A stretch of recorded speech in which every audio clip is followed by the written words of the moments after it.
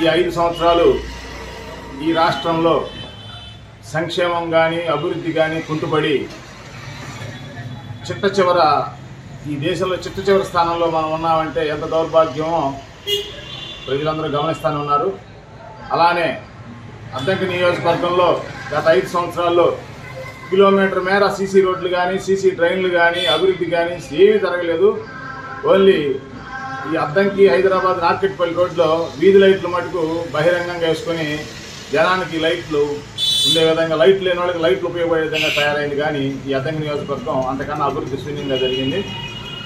ఈ వచ్చే ఎలక్షన్లో 2024 జనరల్ ఎలక్షన్స్లో ప్రీతమ నాయకులు బొట్టిపాటి రవికుమార్ గారు 20,000 నుండి 25,000 ఓట్ల మెజార్టీతో మంచి మెజార్టీతో గెలవబోతా ఉన్నారు.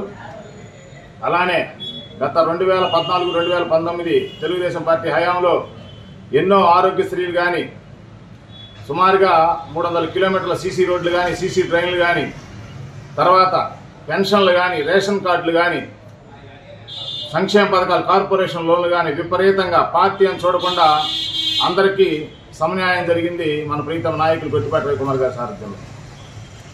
వచ్చే రోజుల్లో కూడా జనసేన తెలుగుదేశం పార్టీ 120 నుంచి 140 స్థానాల్లో అధికారం చేపట్టబోతా ఉంది.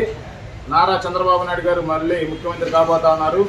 ఈ ఆంధ్రప్రదేశ్కి మంచి మంచి సాఫ్ట్వేర్ కంపెనీలు కానీ, ఇండస్ట్రీస్ కానీ, మంచి మంచి పరిశ్రమలు కానీ మనకి రాబోతా ఉన్నాయి.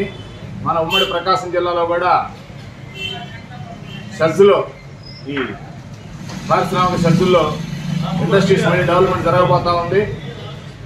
కావున అద్దంకి నియోజకవర్గంలో ఉన్నటువంటి సోదరీమణులందరూ మన ప్రీతమ నాయకులు బొట్టిపాటి రవికుమార్ గారికి సైకిల్ గుర్తు మీద ఓటేసి అత్యధిక మెజార్టీతో గెలిపించి ఆంధ్రప్రదేశ్లో ముఖ్యమంత్రిగా మళ్ళీ నారా చంద్రబాబు నాయుడు గారిని చూడాలని మనస్ఫూర్తిగా కోరుకుంటూ సెలవు తీసుకుంటున్నాను. ధన్యవాదాలు.